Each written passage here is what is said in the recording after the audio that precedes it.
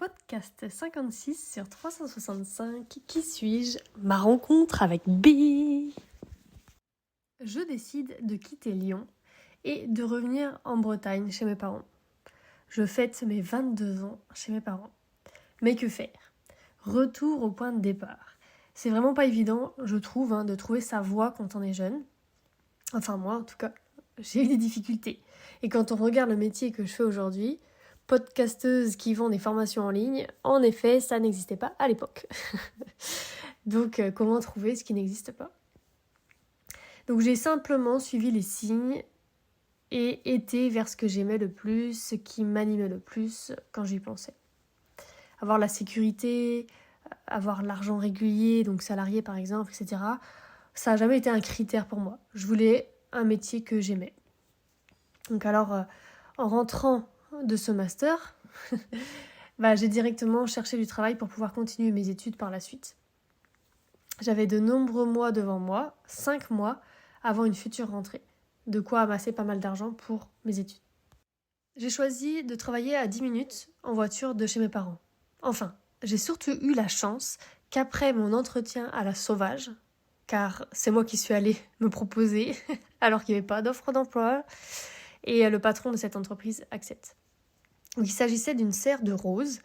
Donc le matin, j'étais soit en serre à déboutonner les roses, parce que pour le commerce, on veut des roses avec une seule rose sur la tige, alors que naturellement, une rose aurait 3 têtes en fait, comme les roses que tu vois sur les rosiers sauvages.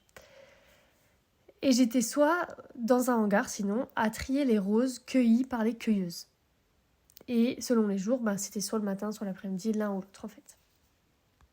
J'ai beaucoup apprécié ce travail. C'était plus facile qu'en serre de tomates et moins ennuyant. Moins dur en fait, au niveau physique et voilà. Et c'est beau les fleurs, c'est apaisant. Je rêvais, quand j'étais en train de trier, etc., de ce que j'allais faire dans ma vie. Je rêvais d'avoir mon cheval. Et le patron m'a rapidement demandé de faire des heures sup. Donc je faisais pas loin de 42 heures par semaine en moyenne, donc pactole en fait. Et là, j'ai décidé de chercher mon cheval. Ma petite sœur, depuis, s'était mariée. Et oui, à 20 ans, ça existe encore. Et elle avait des terrains, des chevaux, voilà. Donc toi, t'es pas mariée peut-être, t'inquiète pas, moi non plus. Chacun fait sa vie comme il veut. Et chercher un cheval, qui te convient, tu connais, et c'est pas évident. On est en 2007 à l'époque, et j'avais 1 000 € maximum pour l'acheter. Donc aujourd'hui, ce serait plus possible, j'ai bien conscience, mais en 2007, ça l'était. Et même si je vivais du coup à ce moment-là chez mes parents, et que j'aurais mis mon cheval chez ma sœur, donc tout aurait été gratuit, je mettais quand même de l'argent de côté pour mes études, que j'allais reprendre plusieurs mois plus tard, donc mon budget était quand même serré. Donc je décide de regarder les annonces sur le papier local. Et oui, c'était comme ça qu'on faisait aussi à l'époque, ça fait longtemps, regarde, c'était il y a 18 ans. Et il y avait quelques annonces sur internet quand même, mais la plupart étaient dans le journal en fait. Donc j'avais des critères, pas beaucoup, mais j'en avais. Je voulais un cheval de moins de 3 ans, ou s'il avait 3 ans ou 4 ans ou 5 ans, je voulais qu'il soit pas débourré. En fait, je voulais faire moi-même le débourrage, pas folle, la guêpe. Une rééducation, c'est super long, et ça demande des compétences très élevées que j'avais pas à l'époque. J'avais pas de préférence de sexe, donc jument ou hongre, peu importe. Donc je ne voulais pas d'entier parce que pareil, j'avais pas assez de compétences franchement, c'était clair et net. Et puis il y avait mon budget. Pour la couleur, peu importe, j'aimais bien le bai, mais peu importe quand même. Mais pas un cheval trop lourd, je voulais pas un cheval demi-trait ou trait, voilà. Et surtout, je voulais pas de trotteur, ni de galopeur, parce que pour moi c'était des rééducations sûres à chaque fois. Et en plus j'aime trop le petit galop pour les trotteurs. C'était quand même mon premier cheval, donc je voulais le cheval de mes rêves, c'est normal. Alors je vais seule en voir plusieurs avec ma petite voiture. Et j'avais fait pas mal de choses comme vous le savez avant, donc c'était pas dérangeant pour moi d'aller seule là. Et donc j'arrivais, et les chevaux de moins de 1 000 € étaient mal entretenus. Donc les pieds, horribles. Mais quand je dis horrible, c'est horrible. Pourtant, moi, je suis pas sensible des pieds. Enfin, voilà, ça me dérange pas de voir des pieds assez longs, cassés et tout. Mais là, voilà. Les crins, queue embrouillée, mais genre une méga draide de toute la crinière. Donc avoir des petites dreads et tout sur la crinière, c'est joli, tout ça. Ou, voilà, moi j'aime bien un peu ce style, un peu sauvage, tu vois. Mais là, une seule dread d'une seule, enfin tu vois, faut tout couper quoi. J'ai jamais vu ça. J'en ai vu un aussi entier, avec des poux. Donc j'avais dit, bah pas d'entier, s'il vous plaît, je voulais dans les... Voilà. Ah oui, non, mais on sait, mais vous pourriez le castrer. Donc voilà, des mensonges en plus par rapport aux annonces, bref. Je désespérais quand même un peu de trouver et finalement j'avais quand même peu de temps entre les heures de travail là avec toutes les heures sup. Et bah je fatiguais, mine de rien, ça restait un travail physique, même si j'étais jeune à l'époque, bon je fatiguais moins vite. Et mais voilà, ça faisait un rythme effréné quand même tout ça. Puis en juin, je vois une annonce sur le Telegram, vend Hongre, 2 ans, par Smooth Operator, 950 €. Là, oulala, à la seconde, parce que du coup dès que le journal arrivait le matin, à la seconde je regardais les annonces, j'appelle. Et c'était à 45 minutes de chez moi, et donc je vais le soir même après le boulot quoi. Je voulais être la première. Un cheval aussi bien pour ce prix, il va partir tout de suite, c'est sûr. Donc j'arrive chez ce couple d'un certain âge, et il y avait plusieurs chevaux. Et j'en vois un magnifique, tu vois, sur la droite, direct, et j'en vois plein d'autres dans un pré. Je me dis direct, bon, ça doit pas être celui-là, parce que vu comment il est. Donc je vais demander lequel c'est pour pas me faire de film, en fait, de dire, waouh, et puis d'être trop déçue par ce que tu vas voir après. Donc j'ai direct demandé lequel c'était, parce que j'en avais marre, moi, de perdre mon temps, de prendre les formes, blablabla, blablabla, avec tout ce qui s'était passé.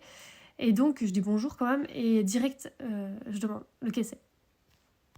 Et là, ils me disent, bah, c'est celui-là. Donc celui que j'avais vu à droite en arrivant. Et là, je fais, moi, je bug en fait. Là, hein? Il était magnifique. Magnifique. Une prestance, tu vois, le charisme de ouf. Poils magnifiques. Pieds récemment parés, tout rond, magnifique. Très soigné, quoi. Tu vois, la crinière bien brossée et tout. J'ai halluciné.